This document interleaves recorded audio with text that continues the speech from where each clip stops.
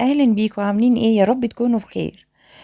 النهارده هنعمل مع بعض الكبده، بس بقى بتريكات جامده قوي. عارفين الكبده كده اللي تبقي ماشيه في الشارع وتشمي ريحه الكبده اللي بتتعمل على العربيه؟ يا سلام. ريحه كده اللي انتي بتجري عليها وتقولي ايه، انا عايزه اكل سندوتش من ده. احنا هنعملها في البيت، وطبعا مضمونه. يلا نبدا النهارده الحلقه بتاعتنا ونشوف الكبده الجميله ديت بقى عملتيها ازاي وبالتريكات بتاعتها. انا معايا الكبده، بس قبل اي حاجه هعمل التتبيله بتاعتها. معايا هنا بوله هحط فيها حوالي 10 فصوص من الثوم المفروم، واحط معايا معلقه من الملح، معلقه صغيره، ونص معلقه صغيره من الفلفل الاسود، ومعلقه من الكمون الناعم. عندي هنا بقى بابريكا هحط معلقه صغيره، وهحط معايا بعد كده معلقه من الكزبره الناعمه، واحط حوالي 3 معالق من الخل، واقلب ده كله كده مع بعض. التتبيله دي ريحتها تحفه. بعد ما اقلبها كده طبعا بتكون الكبده معايا جاهزه. إيه، انا بخلي الجزار يقطعها لي كده شرايح صغيره، او بيقول عليها عصافيري كده. هنا معايا كيلو من الكبده، هحط معايا التتبيله دي، بس هخلي ايه، معلقه كده على جنب. هقلب بقى الكبده كويس، وهسيبها حوالي معايا ايه نص ساعه كده في الايه في التلاجة. بحب كده اسيبها تتشرب من التتبيله بتاعتها.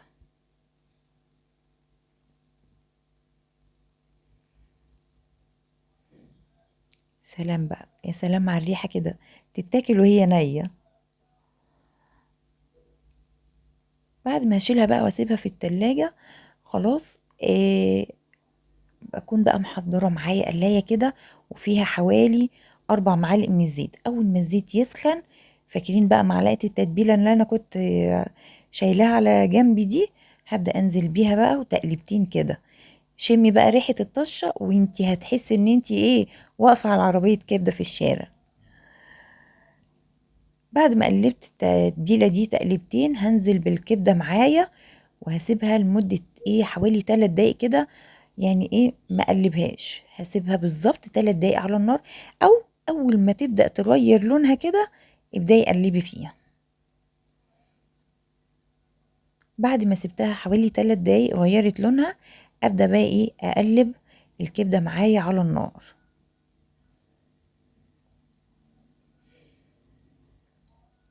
مفيش دقيقتين كده بالظبط او 3 دقايق بالكتير، هتبدأ تغير لونها خالص، كلها بقى تدخل على مرحلة التسوية.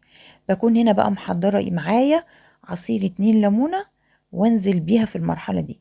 انا ما بحبش احط الليمون من الاول في التتبيلة عشان ما يمررش معايا اول ما تنزل على النار. انما هي كده خلاص دخلت على التسوية، انزل بالليمون، مش هيمرر معاكي ابدا. هقلب بقى التتبيلة بالليمون بالكبدة كله مع بعض. بكون بقى مقطعة معايا بصلاية متوسطة، مكعبات صغيرة.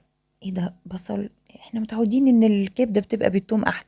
تمام، بتبقى بالثوم جميلة، بس جربي بقى البصل. ودي بقى سر عربيات الكبدة يا جماعة، اللي انتوا بتتجننوا على ريحتها لما بتشموها بره.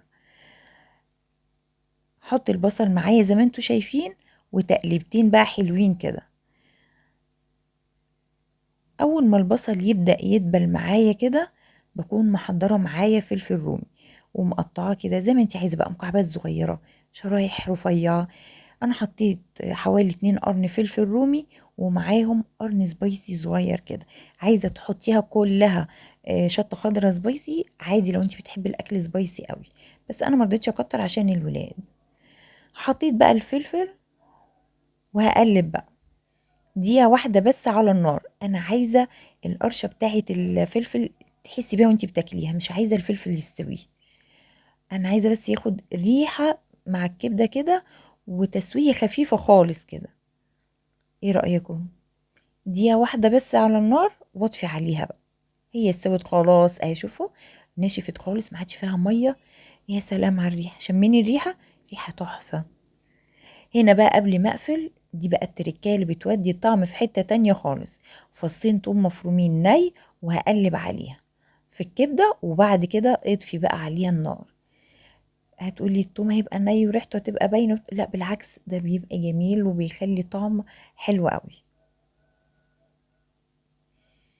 هنا خلاص استوت معايا خالص ونشفت اهو زي ما انتوا شايفين. اطفي عليها بقى، ودي بقى صينية الكبدة بتاعتنا. ايه رأيكم؟ تحفة. عايزة تاكليها بقى مع سندوتشات وبطحينة براحتك، جنبها مكرونة حلو قوي. انا يوميا كنت عاملة جنبها مكرونة بصراحة، وبناكلها في الأغلبية كده بسندوتشات. عايزة رز بشرق مش هتقول لا، اللي يعجبك كبدتك وانت حرة فيها، اعمليها زي ما تعجبيها.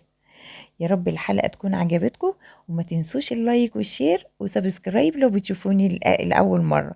وإن شاء الله تستنوني في فيديو جديد، ومع ألف سلامة.